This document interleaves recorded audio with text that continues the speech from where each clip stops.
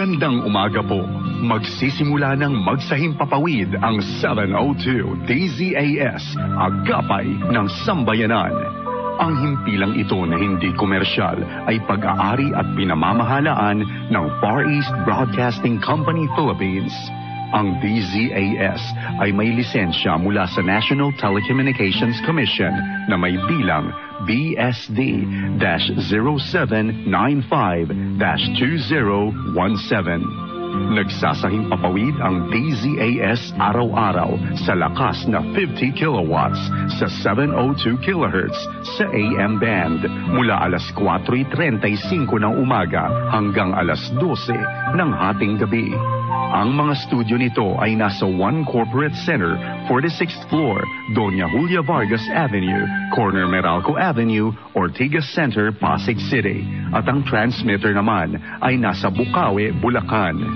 Ang 702 DZAS ay nasa ilalim ng pangangalagang teknikal ng mga sumusunod na FEBC personnel na lisensyado ng National Telecommunications Commission at ng Professional Regulation Commission.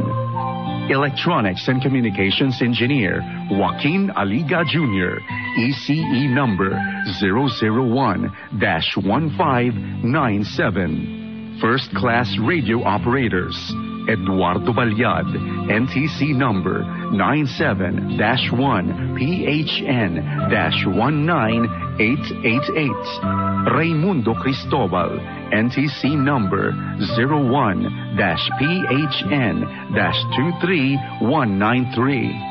Reynaldo Pagador, NTC number 15-1 PNCR-26810.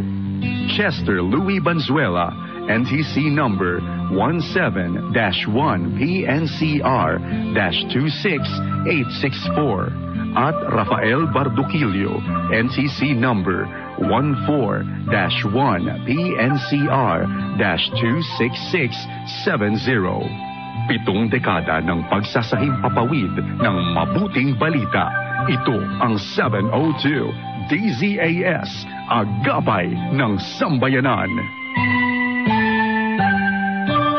Atin ang pasimulan ang bawat umaga ng mabubuting balita. Halina't makinig sa bukal ng pagpapalang hatid ng mga piling talata at katuruan hango sa magandang balita Biblia na isinalaysay at isinadula upang magsilbing gabay sa iyong paglagong espiritual. Ang mga talatang ito'y tinipon ayon sa Daily Bible Reading Guide na inilimbag ng Philippine Bible Society. Sundan at subaybayan araw-araw upang makumpleto ang pagninilay sa salita ng Diyos sa loob ng isang taon. Halina at ating tuklasin ang magandang balita. Narito ang magandang unique feature in The Chosen.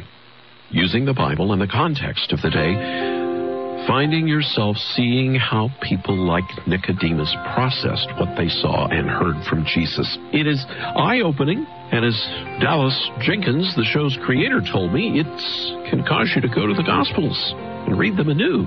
I'm going to send you all 8 episodes, and as you watch, you'll discover that those who were called by Jesus were people just like you and me, caught up in their day-to-day lives, but transformed when they met the Messiah.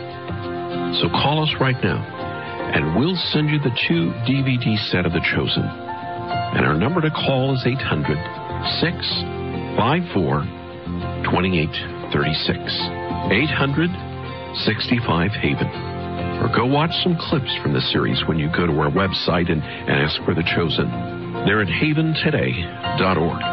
HAVENTODAY. haventoday.org.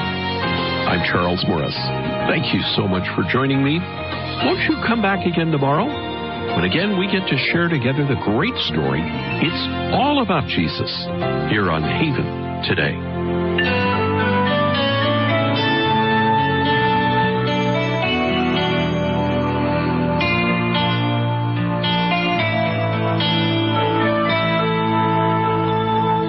Sa pagbukas ng bawat araw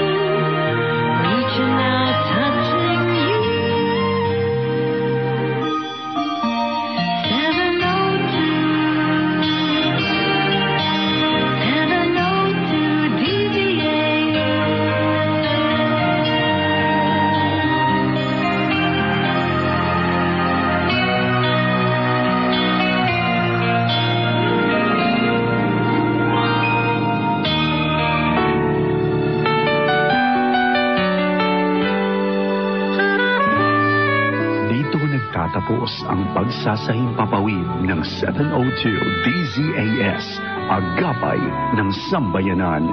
Ang himpilang ito na hindi komersyal ay pag-aari at pinamamahalaan ng Far East Broadcasting Company Philippines. Ang DZAS ay may lisensya mula sa National Telecommunications Commission na may bilang BSD-0795-2017.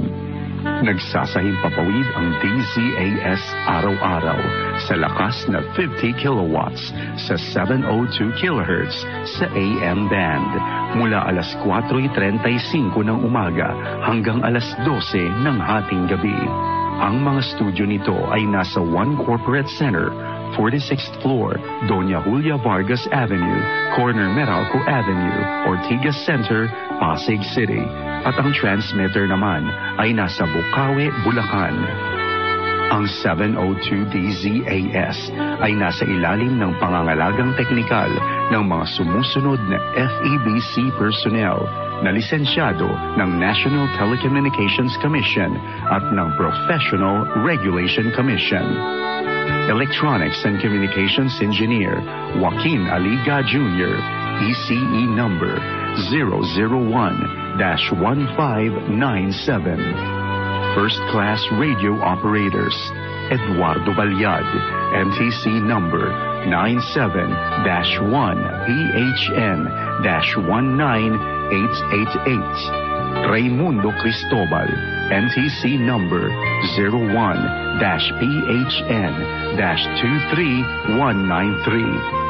Reynaldo Pagador, NTC number 15-1-PNCR-26810. Chester Louis Banzuela, NTC number 17-1-PNCR-26864. At Rafael Barduquillo, NTC number 14-1-PNCR-26670. Maraming salamat sa pakikinig. Ito ang 702 DZAS, Agapay ng Sambayanan. Mga kababayan, ang pambansang awit ng Republika ng Pilipinas. Bayang magiliw, pwede sa sinamanan, alam ng puso, sa dibdib mo'y buhay. Lupang hinirang, tuya ka ng magiging, sa manlulupig, di ka masisin, sa dagat at bundok, sa simayan, sa langit mong mabraw, may nilalang ulat, awit sa paglayang minamahal, ang kislat ng matawad mo'y tagumpay na naghihingi, ang bituin at araw niya kailan pa may di magdidilim, lupa ng araw.